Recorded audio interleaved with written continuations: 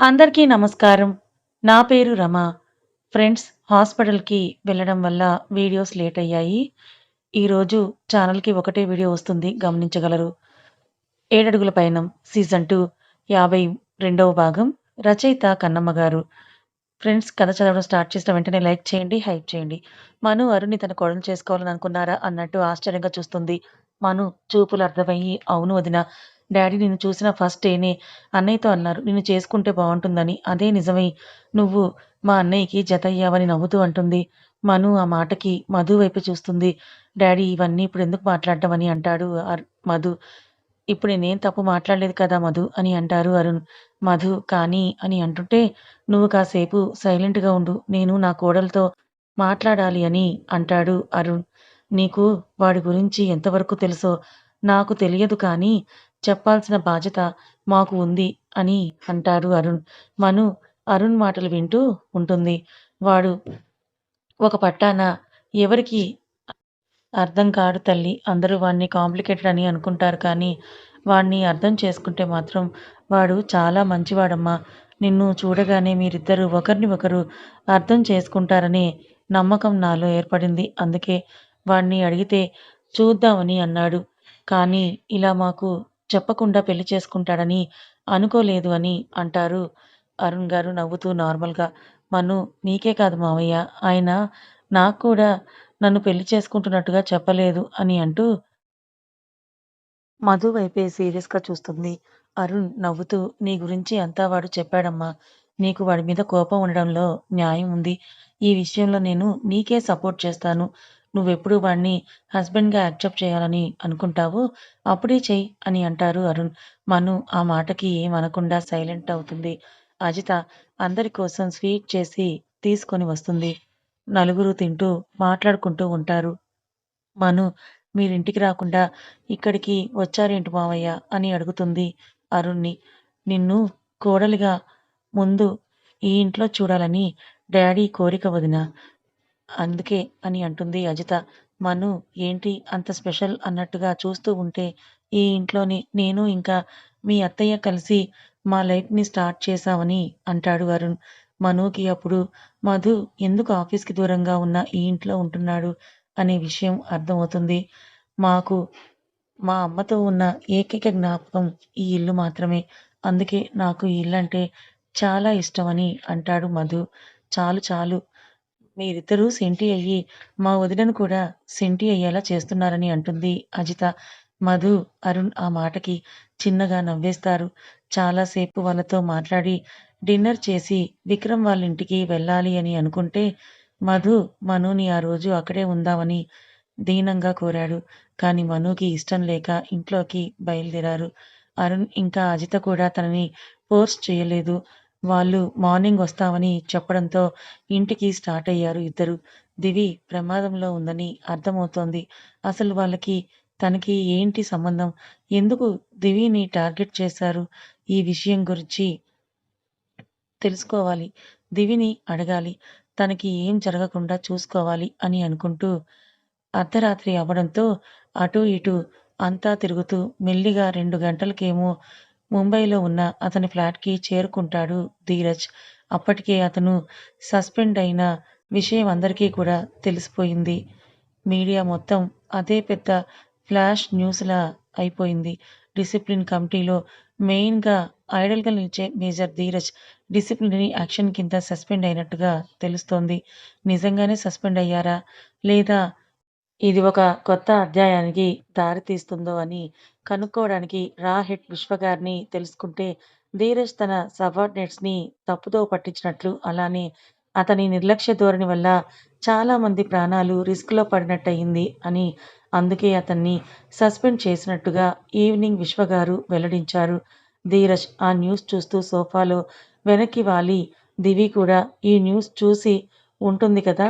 ఎలా ఉందో నా గురించి కంగారు పడుతూ ఉందా అని అనుకుంటూ ఉండగా అతని రూమ్‌లో ఏదో చప్పుడు రావడం విని ఏంటా ఆ చప్పుడు అని అనుకొని అతని రూమ్‌లోకి వెళ్తాడు.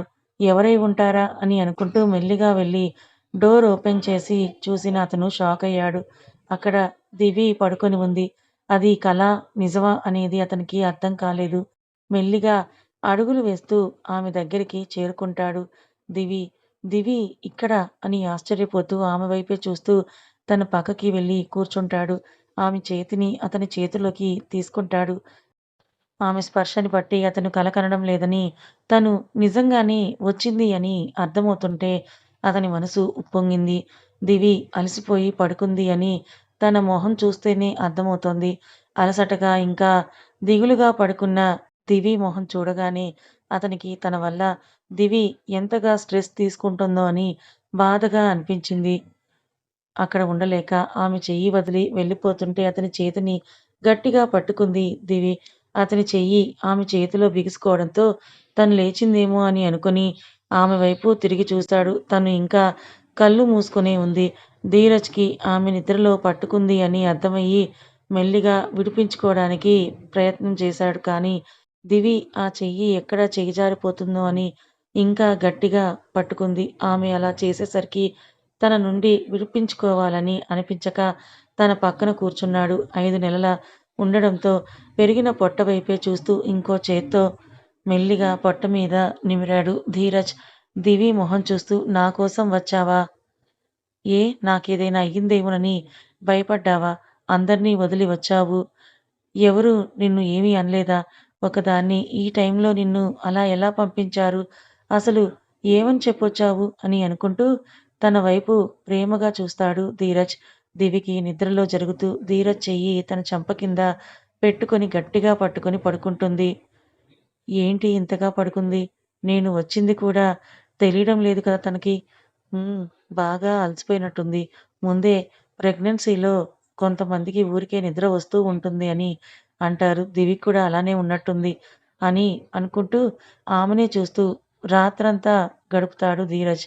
ఉదయం 5 గంటలకి మెలకువ వస్తుంది దివికి. కళ్ళు తెరవగానే ఆమె గుండెల మీద నిద్రపోతూ ఉన్న ధీరజ్ కనిపించాడు. అతను కనిపించగానే తనకి నిన్న తను అక్కడికొచ్చే వరకు పడ్డ కంగారు గుర్తుకొచ్చింది. వెంటనే ధీరజ్‌ని దూరంగా తోసేసింది. తను అలా తోసేసరికి అప్పుడే నిద్రలోకి జారుకుంటున్న ధీరజ్ ఒక్కసారిగా ఉలికిపడి లేచాడు. దివి అలా చేసేసరికి ఆమె వైపే చూస్తూ ఏమైంది బేబీ? ఎందుకలా తోసావు నన్ను? ఏమైనా ఇబ్బందిగా ఉందా నీకు? అని తన కడుపు మీద చెయ్యి పెట్టి అడిగాడు. దివి కోపంగా చూస్తూ లేదు అని అంటుంది. మరి ఎందుకు తోసావు నన్ను? అని ధీరజ్ తన దగ్గరికి వెళ్తూ ఉంటే మళ్ళీ దూరంగా నెట్టి నాకు దగ్గరగా వస్తే నీకు పడతాయి అని కోపంగా అంటుంది. ధీరజ్ దివి వైపే చూస్తూ ఎందుకు బేబీ అంత కోపం నీకు? అని అడుగుతాడు. ఎందుకా? అసలు ఎలా అడుగుతున్నావు ఆ మాట? నన్ను నిన్నంతా ఎంతలా కంగారు పెట్టావో తెలుసా? పిచ్చిదానిలా కనిపిస్తున్నానా నీకు? కనీసం నేను కడుపుతో ఉన్నాను అని కూడా చూడవా నువ్వు? ఎలాగో నా మీద ప్రేమ లేదు సరే. కనీసం మన పిల్లల మీద కూడా కన్సర్న్ లేదా నీకు? అని ఏడుస్తూనే అడుగుతుంది కోపంగా దివి. ఏయ్! మెంటల్ అలాంటి మాటలు మాట్లాడితే చంపేస్తా నిన్ను అని సీరియస్‌గా అంటాడు ధీరజ్. ఈ మెంటల్ టార్చర్ అనుభవించే బదులు ఒకేసారి హాయిగా చస్తే బావుంటుంది కదా! అని నాకు కూడా అనిపిస్తోందని ఏడుస్తూ అంటుంది దివి. ధీరజ్ దివి అని గట్టిగా అరుస్తాడు. దివి అతని అరుపులకి దడుచుకుంటుంది. ధీరజ్ ఆమె ఫేస్‌ని చూసి ఛ! అని అనుకుంటూ అది కాదు దివి అని అంటూ మెల్లిగా మాట్లాడుతూ ఉంటే దివి ఒక్కసారిగా అతన్ని వాటేసుకుంటుంది. ఇంకోసారి నన్నిలా టెన్షన్ పెట్టకు బావా! ఈ టెన్షన్ నేను తట్టుకోలేను. నువ్వు ఏమైనా నన్ను వదిలి మాత్రం వెళ్ళకు. నేను కూడా నిన్ను వదిలి ఉండలేను అని ఏడుస్తూ చెప్తుంది దివి. నన్ను వదిలి ఉండలేవా? అబద్ధం చెప్పకు. పెళ్ళైన తర్వాత వెళ్ళిపోయావు కదా! 2 నెలల తర్వాత మళ్ళీ మొన్న కనిపించావు నాకు. మరి ఈ 2 నెలలు ఉన్నావు కదా! అని తనని దూరం జరుపుతూ అడుగుతాడు ధీరజ్. అప్పుడు కూడా నేను ప్రతి క్షణం నువ్వు ఏం చేస్తూ ఉంటావు అని ఆలోచిస్తూనే ఉన్నాను. నీకు దూరంగానే వెళ్ళాను కానీ, నీ ఆలోచనలకి నేనెప్పుడూ దూరం కాలేదు బావ అని అంటుంది దివి. ఎందుకు అర్ధరాత్రి రిస్క్ తీసుకొని మరీ వచ్చావు?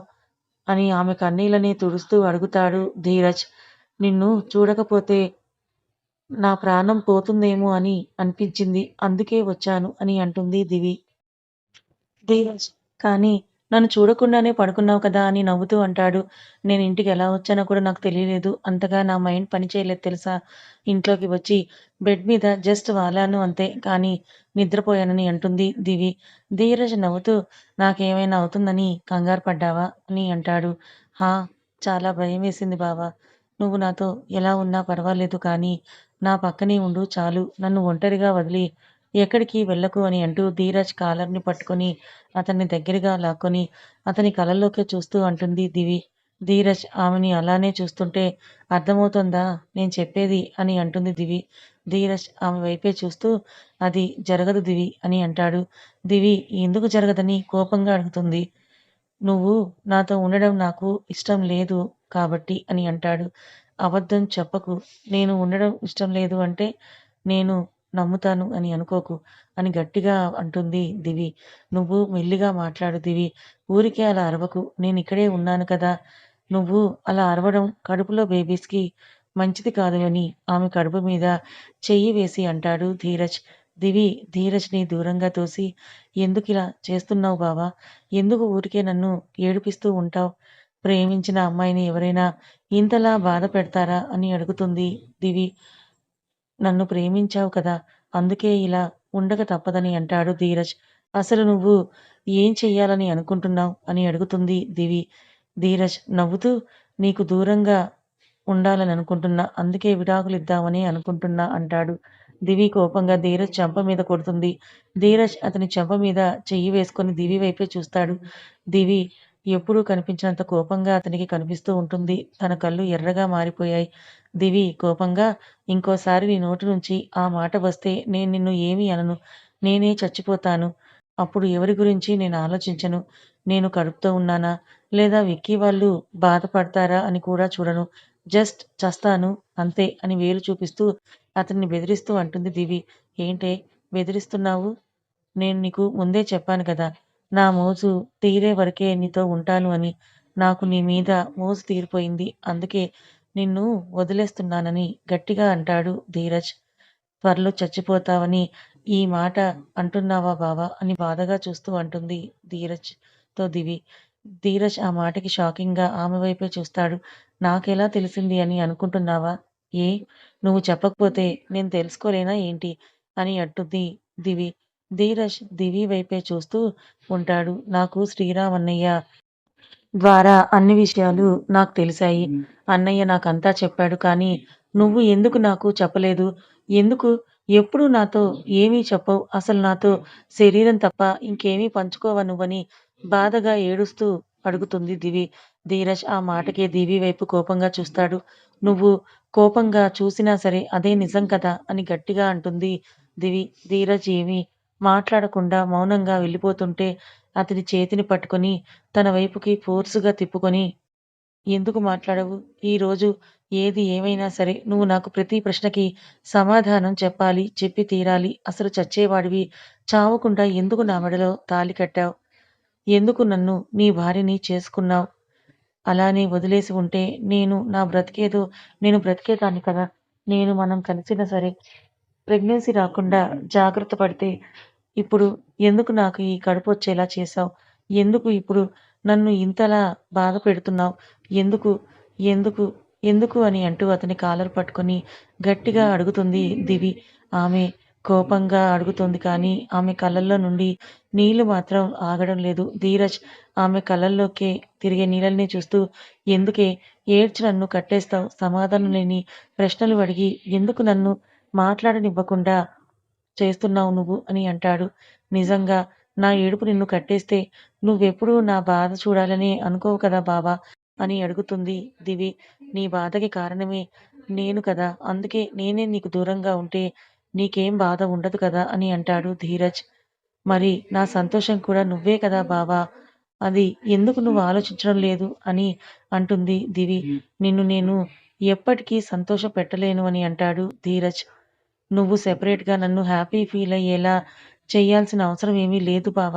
నా పక్కన నువ్వు ఉంటే నాకంతే చాలు. ఎప్పుడు నాకు దొరికే ప్రశాంతత ఇంకెవరి దగ్గర కూడా నాకు లభించదు. నువ్వు నా పక్కన ఉంటే నాకు ధైర్యంగా ఉంటుంది. అది చాలు నాకు అని దివి అంటుంది.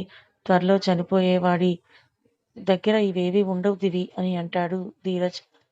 ధీరజ్ చెంప మీద మళ్ళీ కొడుతుంది. ఇంకోసారి ఆ మాట నీ నోటి వెంట వస్తే ఊరుకోను. శ్రీరామ్ అన్నయ్య అబద్ధం చెప్పారని నాకు తెలుసు. నీకేమీ హెల్త్ ప్రాబ్లం లేదు. అందర్నీ నమ్మించినట్టుగా నన్ను కూడా నమ్మించడానికి చూడకని సీరియస్‌గా అంటుంది దివి. ధీరజ్ చావు చావు గురించి నేను జోక్స్ వెయ్యను అని ఆమె కళ్ళల్లోకే చూస్తూ అంటాడు. దివికి అప్పటి వరకు అతను అబద్ధం చెబుతున్నాడేమో అని ఏదో మూలన అనిపించేది కానీ ధీరజ్ అంత ఇంటెన్స్డ్‌గా చెప్తూ ఉంటే దివికి భయంగా అనిపించింది. దివి వణుకుతున్న గొంతుతో బావా ప్లీజ్ అలా మాట్లాడి నన్ను బాధ పెట్టాలని అనుకోకు. ఇప్పటికే నేను అన్ని బాధలకు విస్తుపోయాను అని అంటూ బాధపడుతుంది దివి. ధీరజ్ దివి వైపే చూస్తూ తన కడుపు మీద చెయ్యి వేసి నేను నీకు నిజమే చెప్తున్నాను. మన పిల్లల మీద ఒట్టేసి మరీ చెప్తున్నాను. నా బ్రెయిన్‌లో బ్లడ్ క్లాట్ అయింది. ఆ క్లాట్ వల్ల మేజర్ బ్రెయిన్ ఏరియాస్ మెల్లిగా వర్క్ చేయడం ఆపేస్తాయి. బ్రెయిన్ డెడ్ అవుతుందని అంటాడు ధీరజ్. దివి అతను చెప్తోంది విని ఒక్కసారిగా కళ్ళు తిరిగి అతని మీదే పడిపోతుంది. దివి అలా పడిపోయేసరికి ధీరజ్‌కి చాలా కంగారుగా అనిపించింది. ధీరజ్ కంగారుగా దివి, దివి అని అంటూ ఆమె చెంప మీద తడుతూ ఉంటాడు. తను లేవకపోవడంతో పక్కనే ఉన్న వాటర్ బాటిల్ తీసుకొని తన మొహం మీద నీళ్లు చల్లుతాడు. దివి వాటర్ చల్లవడం వల్ల మెల్లిగా కళ్ళు తెరిచింది. ధీరజ్ దివి వైపు చూస్తూ దివి నీకేం కాలేదు కదా అని కంగారుగా అడుగుతాడు. ధీరజ్ చెప్పిన మాటలు ఒక్కసారి రివైండ్ చేసుకుంటూ బావా అని అంటూ ధీరజ్‌ని హత్తుకుంటుంది. ధీరజ్ ఆమె పరిస్థితిని అర్థం చేసుకుంటూ ప్లీజ్ మా ఏడవకు. నువ్విలా ఏడుస్తూ ఉంటే నాకు మంచిగా అనిపించదు అని ఆమె వెన్ను నిమురుతూ ఉంటాడు. దివి తన కన్నీళ్లు తుడుచుకొని బావా ముందు మనం హాస్పిటల్‌కి వెళ్దాం పద అని అంటుంది. ధీరజ్ దేనికి అని అడుగుతాడు. దివి నేను నిన్ను ఎలాగైనా సరే బతికించుకుంటాను బావా. నిన్ను నేను వదులుకోలేనని అతని చెంపల మీద చెయ్యేసి అంటుంది. ధీరజ్ దివి అలాంటి ఛాన్స్ లేదని బాధగా అంటుంటే నువ్వు కాదు డాక్టర్ ఆ విషయం చెప్పాలి. ఇప్పుడున్న టెక్నాలజీలో ఎన్నో సర్జరీలు చేసి ఎంతో కష్టమైన బ్రతికిస్తున్నారు. నీకు కూడా ఏం కాదని అంటుంది. నా మీద ప్రేమ కొద్దీ నీకలా అనిపిస్తుంది అని అంటాడు ధీరజ్. నువ్వేం మాట్లాడకుండా నాతో పాటు హాస్పిటల్‌కి రా బావ అని ఇద్దరూ ఫ్రెష్ అప్ అయ్యి హాస్పిటల్‌కి వెళ్తారు. ధీరజ్‌కి అన్ని టెస్టులు చేయిస్తుంది దివి. టెస్టులు జరుగుతున్నంత సేపు దివికి కంగారుగానే ఉంటుంది. రిపోర్ట్స్ వచ్చిన తర్వాత డాక్టర్‌ని కలవడానికి వెళ్తారు. మిస్టర్ ధీరజ్ మీ రిపోర్ట్స్ అన్నీ చెక్ చేశాను. మీకు రైట్ సైడ్ బ్లడ్ క్లాట్ అయింది. ఆ విషయం మీకు తెలుసా? అని అంటాడు డాక్టర్. ఆ! అని అంటాడు ధీరజ్. మీకు తెలిసి కూడా మీరు ఎలాంటి ప్రికాషన్ తీసుకోలేదా? అని అడుగుతాడు. బ్రతికే ఛాన్స్ ఉంటే తీసుకోవచ్చు కానీ లేదు కదా డాక్టర్ అని అంటాడు ధీరజ్.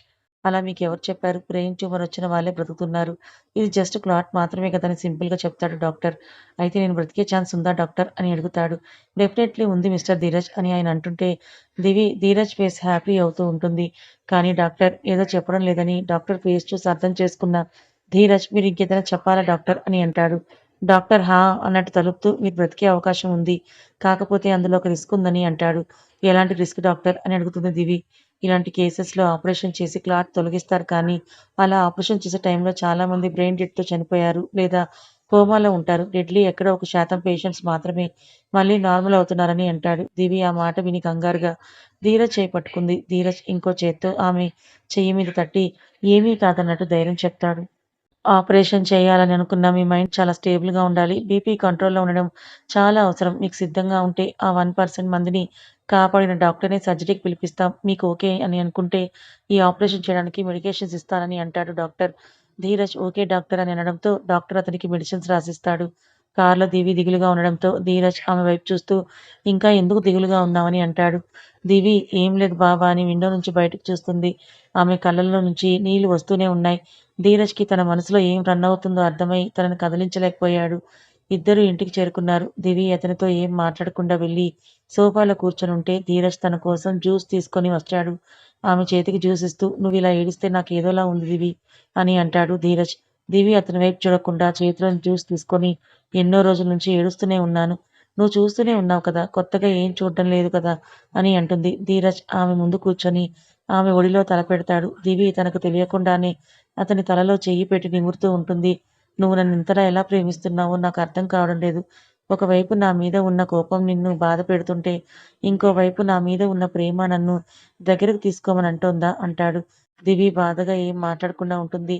భార్యాభర్తలంటే కష్టసుఖాలు కలిసి పంచుకోవాలని అంటారు కానీ, నేను మాత్రం నీకన్ని కష్టాలే ఇచ్చాను కదా! అని బాధగా ఆమె వైపే చూస్తూ అంటాడు ధీరజ్. కథ ఇంకా ఉంది. మరి దివి ధీరజ్‌ని కాపాడుకోగలదా? నిజంగా డాక్టర్ చెప్పినట్టు ఆ 1% ధీరజ్ బ్రతుకుతాడా లేదా? తెలుసుకోవాలనుకుంటే ఛానెల్‌ని ఫాలో అవ్వండి. కథ నచ్చితే లైక్ చేయండి. Thank you so much.